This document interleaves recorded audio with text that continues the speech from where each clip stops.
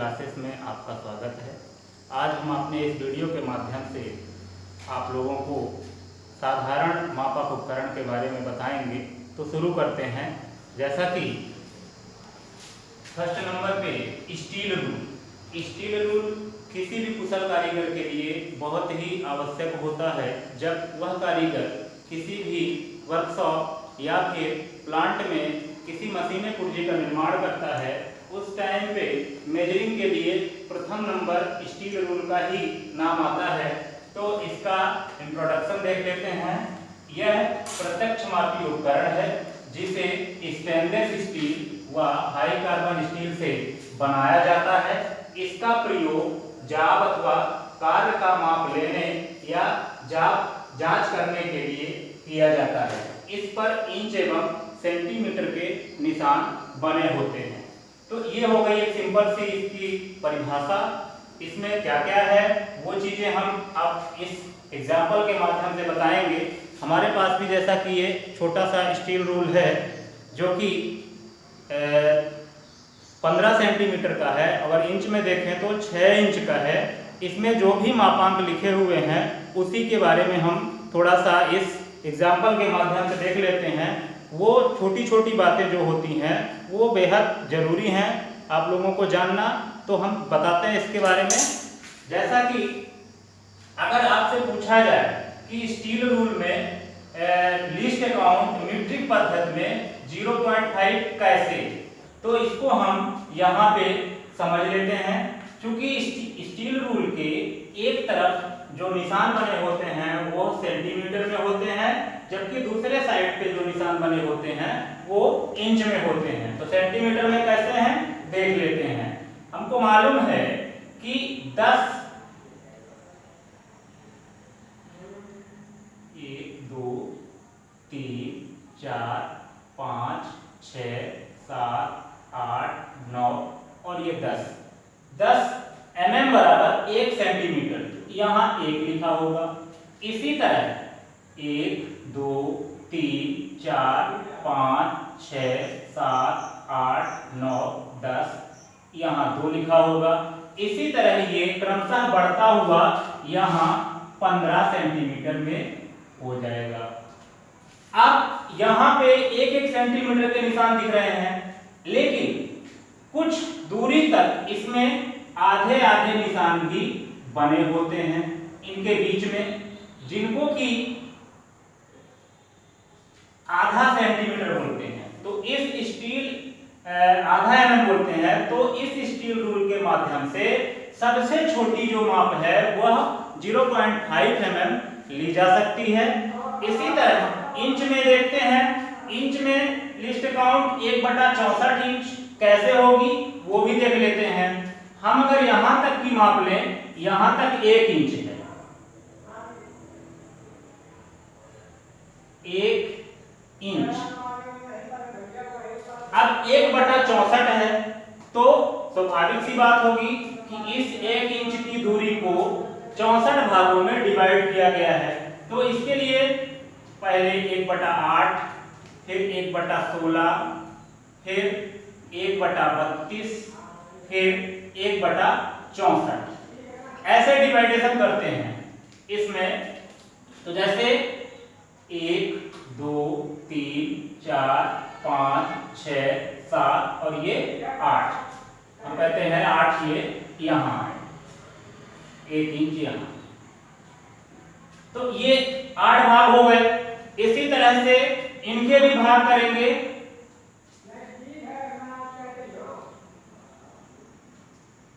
Total 16 भाग हो गए।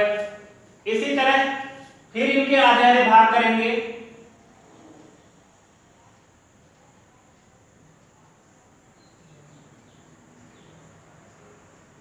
टोटल 32 भाग हो गए।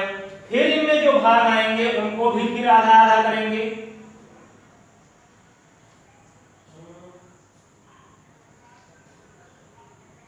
इस तरीके से ये जो सबसे छोटा भाग निकल के आया ये 1/64वां नंबर भाग निकल के आया। इससे यह सिद्ध हो गया कि लिस्ट काउंट स्टील रूल की ब्रिटिश पद्धति में 1/64 इंच होती है। तो इसमें ये मापांक पूरी यहां तक 6 इंच होगा। इसी तरह इससे बड़ी साइज की स्केल स्टील रूल भी कभी बिकती है, जो कि 30 सेंटीमीटर और 12 इंच की होगी, जो कि ये है।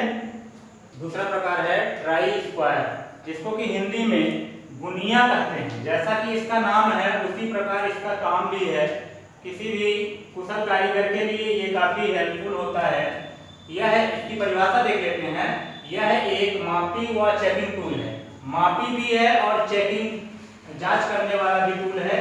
इसके दो भाग होते हैं, पहला ब्लेड व दूसरा स्टॉक। इसका ब्लेड हाई कार्बन स्टील तथा स्टॉक माइल्ड स्टील का बना होता है, जो दोनों एक दूसरे के एक सिरे पर 90 डिग्री के कोण पर जुड़े होते हैं। ट्राई स्क्वायर का साइज इसकी ब्लेड की लंबाई यहां से यहां तक ब्लेड की लंबाई से व्यक्त किया जाता है। यह लंबाई स्टॉक के भीतरी सिरे से ब्लेड के अंतिम किनारे तक की दूरी होती है। तो ये एक सिंपल सी इसकी परिभाषा हुई। इसमें क्या क्या चीजें हैं वो अब हम बताएंगे आपको। जैसे कि दो भाग होते हैं, तो पहला नंबर ये जो चौड़ा भाग दिख रहा है ये है आपका स्टॉक, और ये वाला भाग जो है ये है आपका ब्लेड।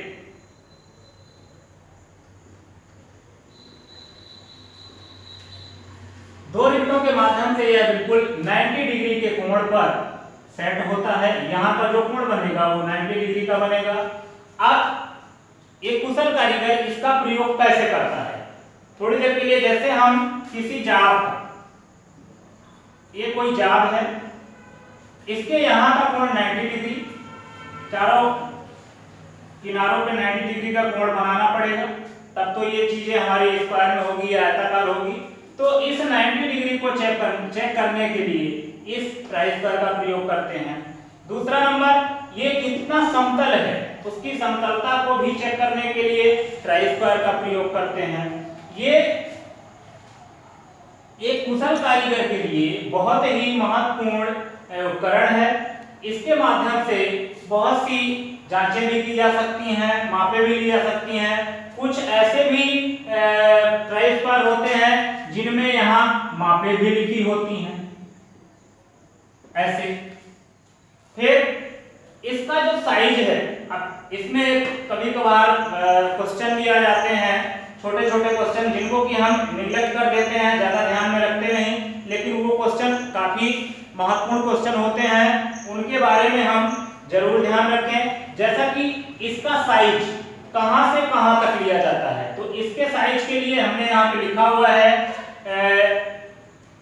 ट्राई स्क्वायर का साइज इसके ब्लेड की लंबाई से व्यक्त किया जाता है। ब्लेड की लंबाई, यह लंबाई स्टॉक के भीतरी सिरे से ब्लेड के अंतिम किनारे तक की दूरी होती है। अब ब्लेड की लंबाई में कुछ लोग डाउट कर जाते हैं कि ये यहाँ से यहाँ होगी कि यहाँ से यहाँ होगी, तो इसीलिए हमने यहाँ इसके परिभाषा में लिख दिया है कि इसका साइज यहाँ से लेकर के लास्ट तक, यहाँ तक, मतलब यहाँ से लेकर के यहाँ तक की जो दूरी होगी वही उसका साइज होगा। कुछ ट्राई स्क्वायर जो है वो एडजस्टेबल टाइप के भी होते हैं, जैसे कि ये फिक्स टाइप का है,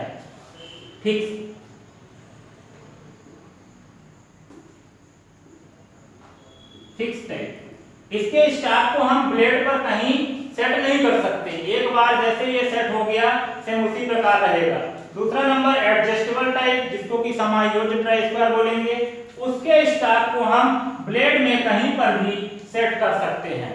फिर इसमें सबसे बड़ी बात होती है कि मान लीजिए इसके कोण में कुछ गड़बड़ी हो जाए, स्टॉक और ब्लेड के बीच जो 90 डिग्री का कोण बन रहा है उस पर अगर कोई कमी हो जाए तो जितना भी प्रोडक्ट बनेगा वो खराब हो जाएगा, जिसको कि हम इतना जल्दी आसानी से चेक नहीं कर पाते कि आखिर खराबी कहाँ है।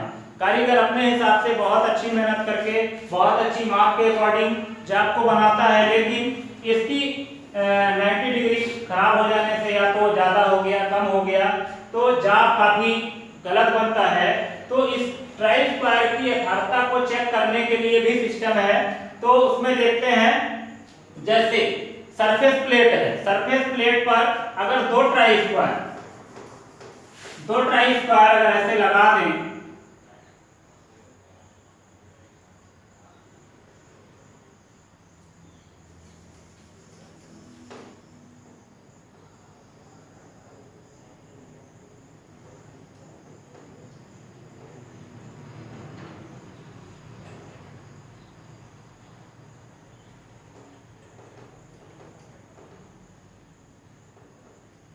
दूसरा ट्राई स्क्वायर भी अगर इस तरफ लगाएं,